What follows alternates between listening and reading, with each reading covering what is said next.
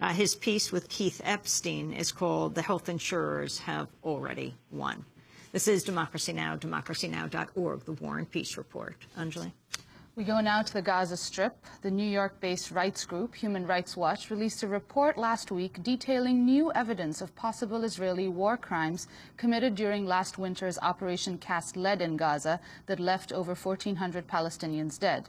The report says Israeli soldiers unlawfully shot and killed at least 11 Palestinian civilians, including 5 women and 4 children, who were in groups waving white flags to make clear that they were civilians and not combatants.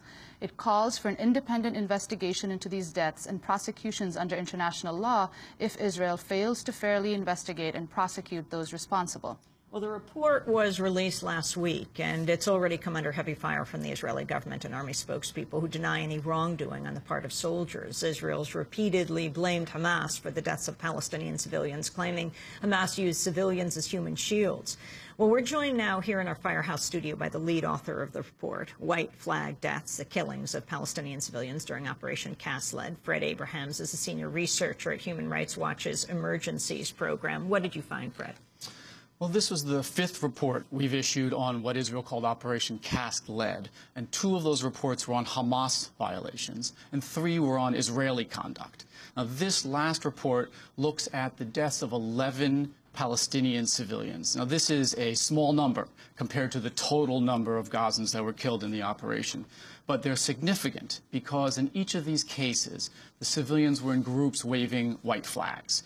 And we did in-depth research on the ground, visited the sites, interviewed the witnesses. And a crucial key element is that in these cases, there was no evidence of Palestinian fighters in the area at the time. And that's key because Israel has explained and justified many civilian deaths by saying Hamas was there using human shields. And in these cases, we didn't find that to be the case.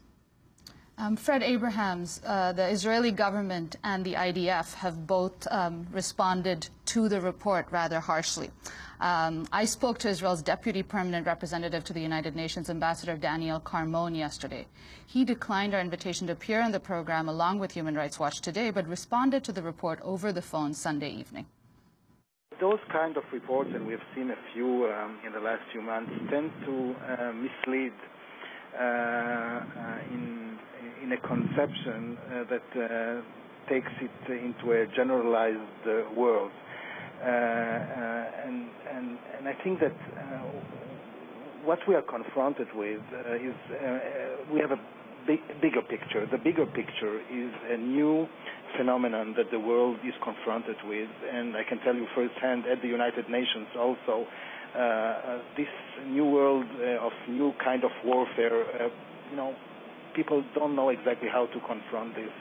On the one hand, a democracy like Israel, with a free society, free press, everything is transparent,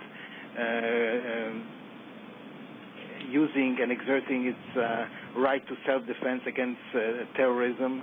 On the other side, a terrorist organization that has been occupying the territory of the Gaza Strip for a while now. Human Rights Watch coming and investigating. And I think that we have a problem in the methodology of this investigation. They ask questions from people who cannot really say what they think, people who saw the systems and the way Hamas was fighting from within populated areas, and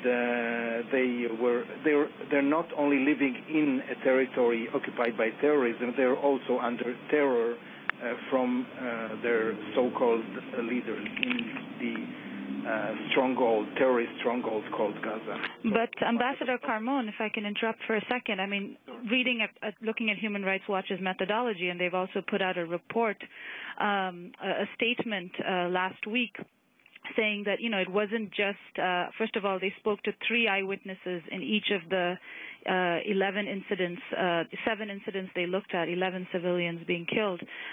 They looked at ballistic evidence, medical records, interviewing multiple eyewitnesses, each person separately, not, in a group. What is your problem with their methodology? Well, I understand that, and we appreciate any serious, credible investigation, but I would refer you, if I may, to a bigger, larger picture. Unfortunately, organizations like Human Rights Watch, I'm afraid to say, did not take the big picture into account. But Ambassador Carmon, you're speaking in very general terms. They speak quite specifically about 7 incidents, 11 civilians, 5 women, 4 children who were killed while they were waving white flags. I understand that, and I can tell you that I'm very proud to represent the country whose army, the IDF, is investigating as a matter of regular procedure any incident, any allegations that is submitted to it. It is doing so in a very clear and under legal scrutiny. I'd like to refer you, and if you're really interested to know, we have put up on our website, and I encourage you to see this very comprehensive research, 150-page report that specifically talks about the larger picture, but also about the charges against Israel on various issues, including these particular charges against Israel on the issue of white flags, but also other incidents that were thoroughly investigated by the IDF. Now, the press release from Human Rights Watch and the gist of the report says that the internal military investigations have been inadequate, and they're urging more investigations into these specific cases. So my question is the IDF going to look at these specific cases? Have they looked at them already, and will they look at them again? I can tell you that there is an ongoing investigation by the IDF, including on these allegations, and please do yourself a favor and go into this 150-page report that we have put out. You will see a new, very professional look at what this operation in Gaza was all about, including those various allegations that the IDF is investigating internally. Israel's Deputy Permanent Representative to the United Nations, Ambassador Daniel Carmon, I reached him yesterday on the telephone. We invited him on the show, but he declined to come on with someone from Human Rights Watch and spoke to me over the telephone yesterday. Fred Abrahams, what is your response? And can you respond specifically to 2 points that he made? One, that the Palestinian witnesses that you spoke to, somehow that their testimony is suspect. And secondly, this internal investigation that he talked about, this 150-page report. Right. Well, the main criticism from the Israeli government of our report is attacking the methodology. And, this is the same methodology we use all around the world, not just in Israel and Palestine. And it works. It relies on on-site visits and looking at ballistics evidence. We saw shell casings and ammunition boxes, tank tracks, excuse me. And the key issue is the witnesses. And they claim that you can't trust a Palestinian witness. Now, these are not one-off quick interviews. These are almost deposition-like interviews that go on for many hours, sometimes revisited, at least 3 individuals separately for each attack.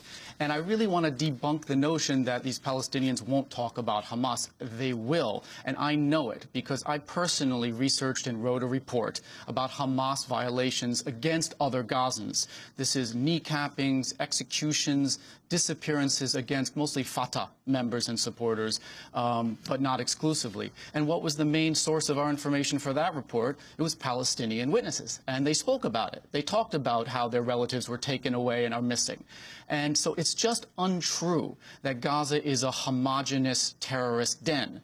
There is a wide spectrum of views, as the incidents last week show, where there was a battle between Hamas and a more extreme Islamist element that's in Gaza. So you have a variety of views, and people will talk about Hamas. Anjali, you were in Gaza. That's right. I visited Gaza 2 months after Israel's Operation Cast Lead. And I was there in March, and I want to go to the story, one of the stories that's in your report. And it's the story of 47-year-old Rahia Najjar. She was shot and killed by a bullet to her head while she was waving a white flag.